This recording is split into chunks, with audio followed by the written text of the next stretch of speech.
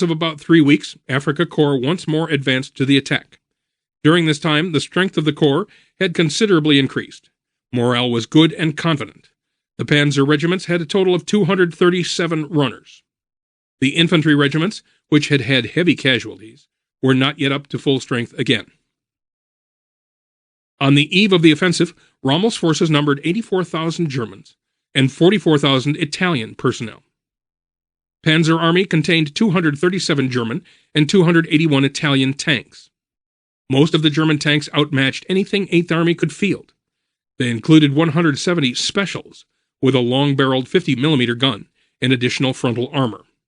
Another 26 German tanks were the new Mark IV Special, which, with their long-barreled 75mm guns, were the most formidable tanks in the desert. Its gun was effective at 3,000 yards, which was 3 times further than any British tank or anti-tank weapon. The quality of the Italian tanks was the most serious weakness of the Italian army during the North African campaign.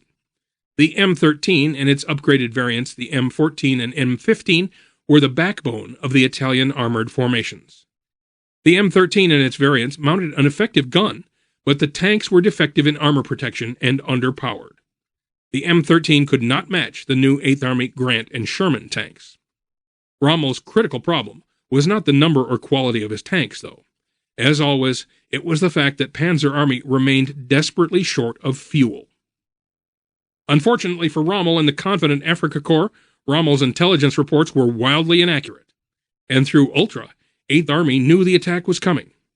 It had been anticipated in both Dorman Smith's and Gott's appreciations, which had been accepted, though seldom acknowledged by Montgomery.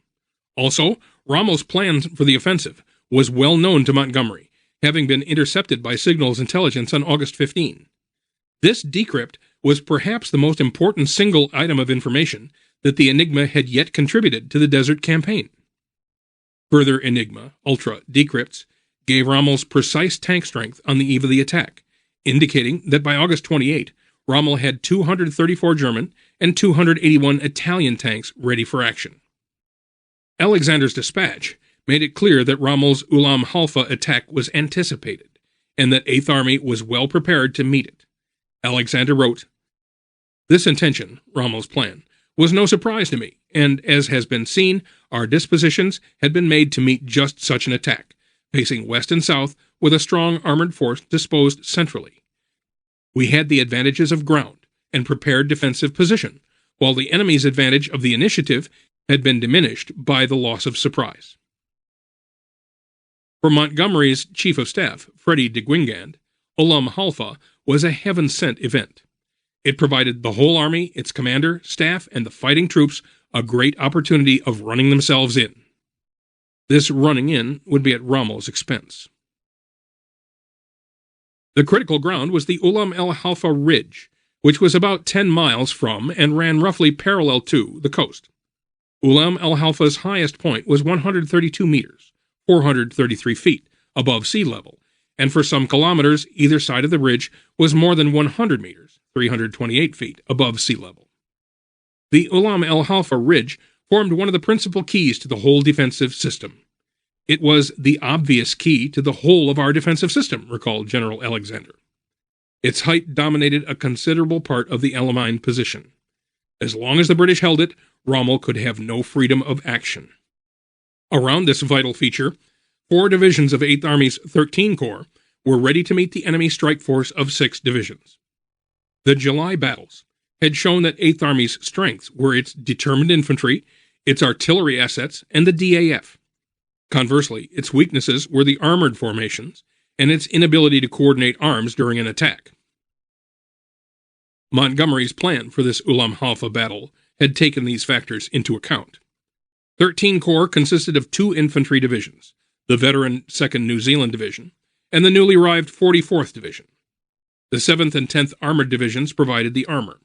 They could also call on a further 100 tanks of 23 Armored Brigade, which was designated the Corps' reserve. 2 brigades of armor and the 44th Division were positioned on Ulam el Halfa itself. The 22nd Armored Brigade was in hull-down positions at the foot of the ridge. In this brigade were concentrated 92 of the 164 Grant tanks, on which heavy responsibility lay.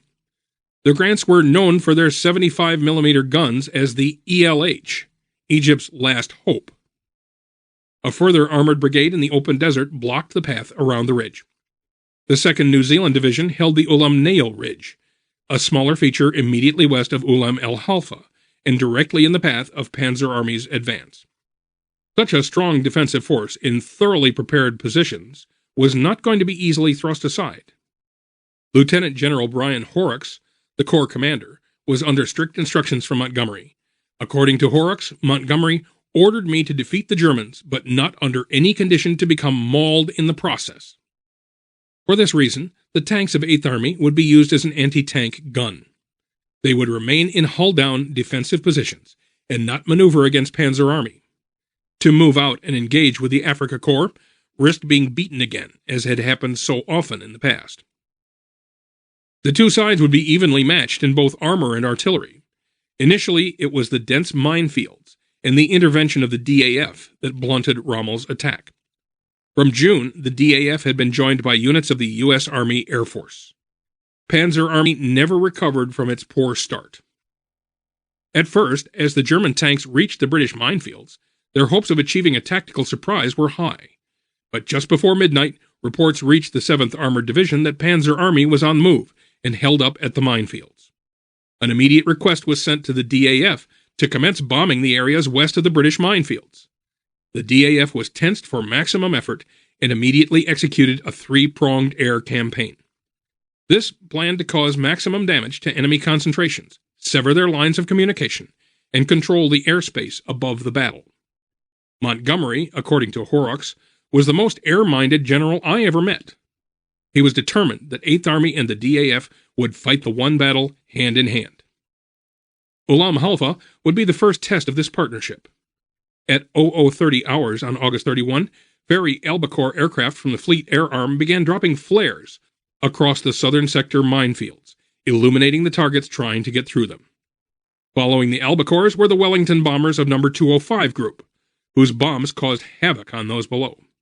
In total, 38 tons of bombs and incendiaries fell on Panzer Army that night, and the bombing was accurate.